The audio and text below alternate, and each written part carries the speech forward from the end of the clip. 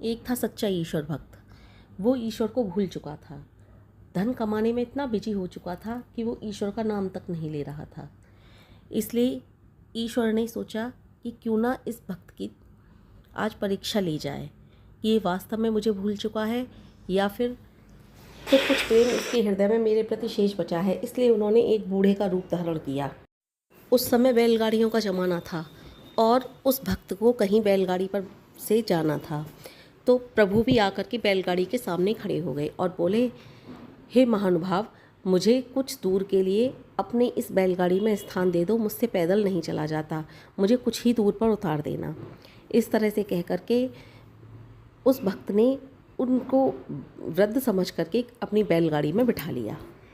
इस तरह से वो बैलगाड़ी में बैठ गए तो प्रभु उस भक्त के लिए श्री कृष्ण के चरित्र की कुछ कथाएं सुनाने लगे। श्री कृष्ण की कथाओं का अमृतपान वो भक्त कर रहा था। तभी अचानक से देखते हैं कि बैल एक जगह पर रुक जाता है और बैल आगे बढ़ता ही नहीं है। अब जब बैल आगे बढ़ ही नहीं रहा था तो भक्त को गुस्सा आया और भक्त ने 2-4 सोटे उठाए और अपने उस बैल को जड़ दिए। जब भक्त ने उसको सोटे जड़ दिए, वो उस समय भूल चुका था कि मेरी गाड़ी में कोई वृद्ध भी बैठा हुआ है। तभी देखा अचानक से बैल बहुत तेज़ से दौड़ने लगे, बहुत तेज़ दौड़े। तभी भक्त को याद आया, अरे मेरी गाड़ी में तो एक वृद्ध व्यक्ति बैठे हुए थे। उसने पीछे मुड़कर देखा तो वो वृद्ध व्यक्ति मूर्छित हुए पड़े थे। उस भक्त ने उन वृद्ध व्यक्ति को देखा और उनको पानी वानी पिलाया, मूर्छा उनकी दूर भगाई।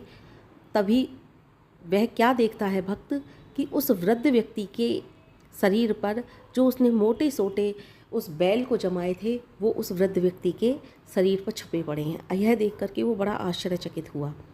उसे अपनी भूल का बहुत ज़्यादा पश्चाताप हुआ और वो उनके चरणों में गिर करके माफ़ी मांगने लगा और बोला, मुझे इस लीला को समझाओ। प्रभु बोले, ये लीला वीला कुछ नहीं, मैं तो तुम्हारी परीक्षा लेने के लिए आया था, जिस परीक्षा में तुम। प्रभु आगे बोलने ही वाले थे कि तुरंत भक्त उनके चरणों में गिर पड़ा और बोला, प्रभु मुझे माफ़ करो, मैं भूल चुका था। इस बैल रूपी शरीर के अंदर भी एक आत्मा है जो मानव भी बन सकती है। हे प्रभु, मुझे ज्ञात नहीं ये कब से चल रहा है, मुझे इतना भी अनुभव नहीं रहा कि ये बैल भूखा प्यासा होगा। इस तरह से कह के वो चरणों में गिर पड़ा और उसने प्रण लिया, चाहे कितना भी काम आ जाए, मैं डेली ईश्वर भक्ति, डेली ईश्वर ध्यान करूँगा।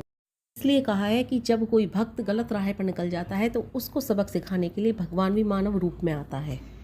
दुराचारी और दुर्जन व्यक्तियों को प्रभु ऐसे ही छोड़ देते हैं क्योंकि उनके पाप का घड़ा धीरे धीरे भरकर एक दिन फूटना ही होता है।